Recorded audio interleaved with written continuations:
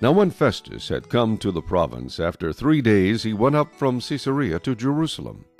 Then the high priest and the chief men of the Jews informed him against Paul, and they petitioned him, asking a favor against him that he would summon him to Jerusalem, while they lay in ambush along the road to kill him.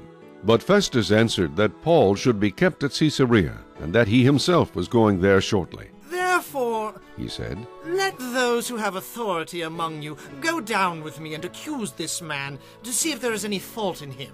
And when he had remained among them more than 10 days, he went down to Caesarea. And the next day, sitting on the judgment seat, he commanded Paul to be brought.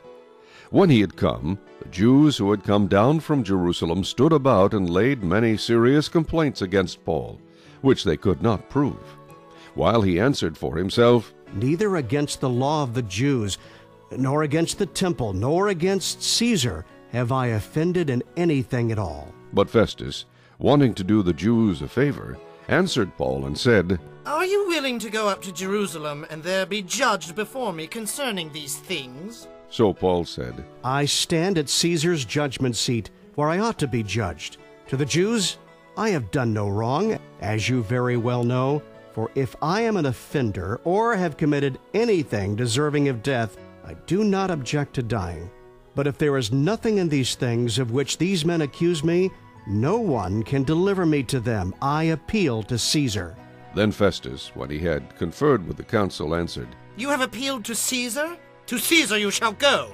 And after some days King Agrippa and Bernice came to Caesarea to greet Festus. When they had been there many days, Festus laid Paul's case before the king, saying, There is a certain man left a prisoner by Felix, about whom the chief priests and the elders of the Jews informed me, when I was in Jerusalem asking for a judgment against him. To them I answered, It is not the custom of the Romans to deliver any man to destruction before the accused meets the accusers face to face, and has opportunity to answer for himself concerning the charge against him.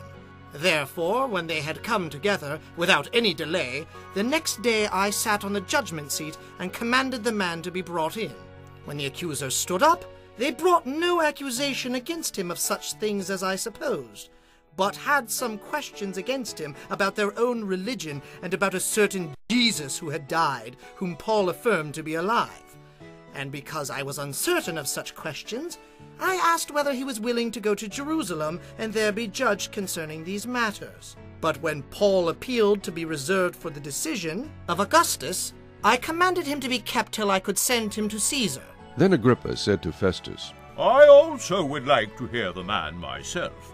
Tomorrow, he said. you shall hear him. So the next day, when Agrippa and Bernice had come with great pomp, and had entered the auditorium with the commanders and the prominent men of the city, at Festus' command Paul was brought in. And Festus said, King Agrippa and all the men who are here present with us, you see this man about whom the whole assembly of the Jews petitioned me, both at Jerusalem and here, crying out that he was not fit to live any longer. But when I found that he had committed nothing deserving of death, and that he himself had appealed to Augustus, I decided to send him. I have nothing certain to write to my lord concerning him. Therefore I have brought him out before you, and especially before you, King Agrippa, so that after the examination has taken place, I may have something to write. For it seems to me unreasonable to send a prisoner and not to specify the charges against him.